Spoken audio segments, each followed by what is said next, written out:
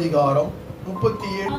ஆகையால் தெளிந்த புத்தியுள்ளவர்களாய் இருந்து ஜெபம் பண்ணுவதற்கு ஜாக்கிரதை உள்ளவர்களாக இருக்க வேண்டும் என்று கர்த்தர் விரும்புகிறார். பாருங்க, ஜெபம் பண்ணுவதற்கு நம்ம ஜாக்கிரதை உள்ளவர்களாக இருக்க வேண்டும் என்று கர்த்தர் விரும்புகிறார்.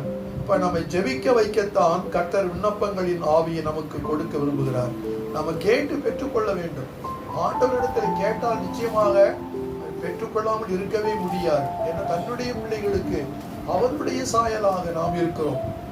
அதனால நாம் எதை வேண்டாலும் ஆண்டவர் நீங்க கேட்டு கேளுங்கள், அப்பொழுது உங்களுக்கு கொடுக்கப்படும் சொல்றார். ஏன் அப்படி சொல்லிக்கிறாருன்னா, நாம் அவருடைய பிள்ளைகள்.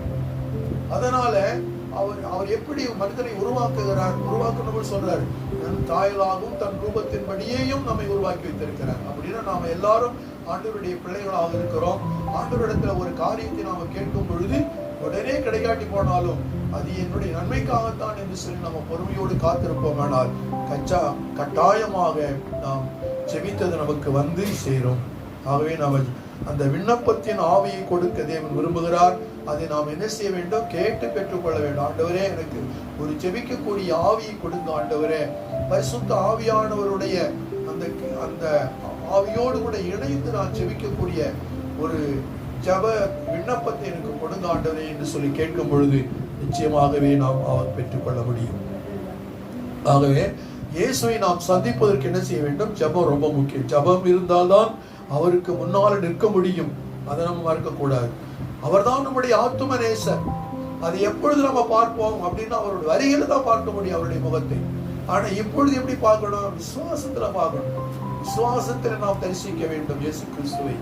ஆனால் நாம் விசுவாசத்திலே அதாவது அவரை தரிசித்துக் கொண்டே இருப்போம். ஆனால் ஒரு நாள் வரும், அன்றைக்கு இயேசு கிறிஸ்து வரப்போகிற பொழுது நாம் எப்படி நிற்போம்? அவருக்கு முன்னால் நிற்பதற்கு நாம் பாத்திரவான்களாக காணப்படுவோம். அவை ஜெபம் ரொம்ப ரொம்ப முக்கியம். அடுத்தது வாசிக்கலாம். 5வது காரியமாக ஏசாயா புஸ்தகம் 40ஆம் அதிகாரம் 9-10 வாசிங்களே. நீ உயர்ந்த பர்வதத்தில் ஏறு. எஸ்ரேல் என்னும் சுவிசேஷியே, நீ உரத்த சத்தமிட்டு கூப்பிடு. பயப்படாமல் சத்தமிட்டு யூதா பட்டணங்களை நோக்கி இதோ உங்கள் தேவன் என்று கூறு. இதோ கர்த்தராகிய ஆண்டவர் பராக்கிரமசாலியாக வருவார். அரசாளுவார். இதோ அவர் அளிக்கும் பலன் அவருடைய கூட வருகிறது. அவர் கொடுக்கும் பிரதிபலன் அவருடைய முகத்துக்கு முன்பாக சொல்லுகிறது. அல்லேலூயா. நாம் கர்த்தரை குறித்து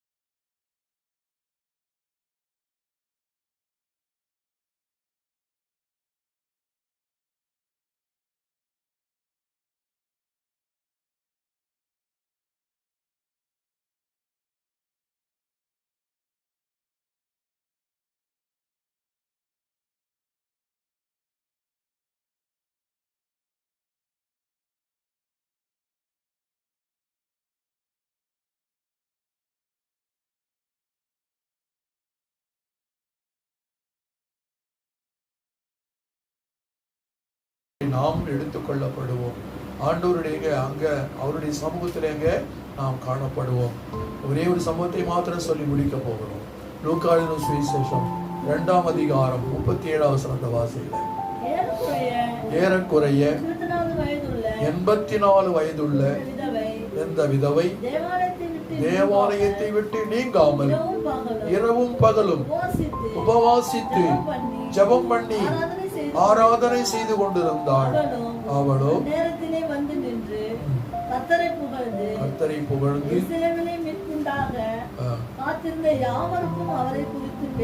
பேசினாள். போதும், எல்லாவித மகிழ்ச்சியும் இழந்து விட்டேன், வயதுமாகிவிட்டது, இனி என்ன செய்ய முடியும் அப்படின்னு நாம யோசிக்கிறோம். இளமை தொலைந்து போனாலும் சரி, உடல்நலம் குறைந்து போனாலும் சரி, உடல் மெலிந்து போனாலும் சரி, வாழ்விலே எல்லா பிடிப்புகளும் அகன்று போகும் பொழுது கூட ஆண்டவருக்கு சேவை செய்ய முடியும் என்பதை நாம் இங்கே பார்க்க முடியும். அந்த ஏறக்குறை 84 வயது நிரம்பி அன்னாள் அவள். லூக்கா எழுதின சுவிசேஷம் 2ஆம் அதிகாரம் 36-38 வாசிக்கும் பொழுது இந்த மகனை மரியாளும் சூசையும் என்ன செய்யறாங்க, தன்னுடைய மகனை தேவனுடைய ஆலயத்துக்கு கொண்டு வரும் பொழுது அங்கே பார்த்து அந்த காரியத்தை தான் எழுதப்பட்டிருக்கிறது. இயேசு பாலகனை முதலாக ஆலயத்திற்கு எடுத்து வரும் பொழுது சரியாக அந்த நேரத்தில் வந்து நின்று கர்த்தரை புகழ்ந்த ஒரு தீர்க்கதரிசி தான் இந்த அன்னாள்.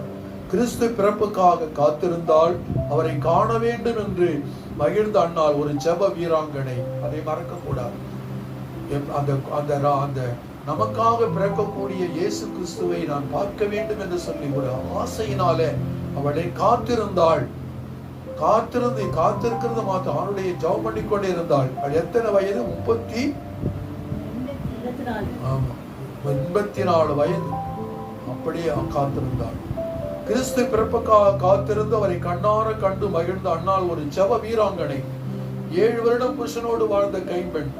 அவளது பிள்ளைகளை குறித்த விவரங்கள் எதுவுமே நமக்கு எழுதப்படவில்லை. முதலாவது நம்ம பார்க்கிறோம், அவள் தேவாலயத்தை விட்டு நீங்காத ஒரு விதவை. வேலையோ பொறுப்புகளோ அதிகமில்லாததுனாலே எங்கும் செல்லாமல் தேவாலயத்திலே இருந்தாள் அவள். வாலிப வயதிலும் நடுத்தர வயதிலும் உபாசிக்க யோசிக்கிற நமக்கு முன்மாதிரியாக இந்த 84 வயது விதவை தாய் இரவும் பகலும் உபாசித்து ஜெபித்தார்களாம். ஆகவே உபாசித்து ஜெபித்துக் கொண்டது மாத்திரமல்ல, தேவனை ஆராதித்துக் கொண்டே இருந்தார்கள் என்று நாம் பார்க்கிறோம். அப்ப நாம உண்மையாகவே தேவனை நேசிப்பவர்களாக இருந்தால் அழிந்து போகிற ஆத்துமாக்களுக்காக என்ன செய்யணும்? உபவாசித்து ஜெபம் பண்ண வேண்டும். அது ரொம்ப முக்கியம். எத்தனையோ பேர் இயேசு கிறிஸ்து அறியாமலே இருக்கிறார்கள். ஆனால் சொல்ற அவர்கள் அழிந்து போகிறார்கள். எத்தனையோ இயேசுவை அறியாமலேயே இந்த உலகத்தை விட்டு கடந்து போகிற மக்கள் அநேகமாயிரமா இருக்கிறது. அவர்களுக்கு யார் போய் சுவிசேஷம் சொல்லுவது? உங்களை என்னை நம்பி ஆண்டவர் இருக்கிறார். நாம தான் போய் சொல்லணும் அவர்களுக்கு. நாமும் அன்னாளை போல உத்தமமாய் தேவனை நேசிப்போம். இயேசு கிறிஸ்து மூலமே ரட்சிப்பு என்பதை நாம் அறியாத மக்களுக்கு எடுத்து சொல்லுவோம். அதான் ஒரு பாடல் ஒன்று எழுதியிருக்கிறார். ஊழியமே என் ஜீவியமே என்ற ஒரு பாடலை பார்ப்போம். அந்த பாடலை பார்க்கும்போது, நோயினாலும் பேயினாலும் வாழ்வோர் ஏராளம், மீட்பின் செய்தி எடுத்து சென்று கொடுத்து உதவிடுவேன், நான் இரக்கம் காட்டிடுவேன். ஊழியமே என் ஜீவியமே, நான் ஜீவிப்பதோ என் இயேசுவுக்கே. ஆனால் நோயினாலே பேயினாலே மக்கள் அவதிப்பட்டுக் கொண்டிருக்கிறார்கள். அந்த மக்களுக்கு யார் போய் சொல்லுவது? நோயில் இருந்தவனுக்கு சுகம் கொடுக்கப்படி ஒருவர் இருக்கிறார். பேய் பிசாசனோடு வாழ்ந்து இருக்கிறேன், இதிலிருந்து உன்னை விடுதலை எடுக்கப்படி ஒருத்தர் இருக்கிறார். அவர் தான் இயேசு. அவரை நீங்க நம்புங்கன்னு சொல்லி நீங்க சொன்னாக்க அதற்குரிய பலன் எங்க இருக்கிறது? பரலோகத்தில் உங்களுக்கு இருக்கிறது. அவர் வரும்பொழுது நிச்சயமாக அதற்குரிய பலனை கொண்டு வருவார்.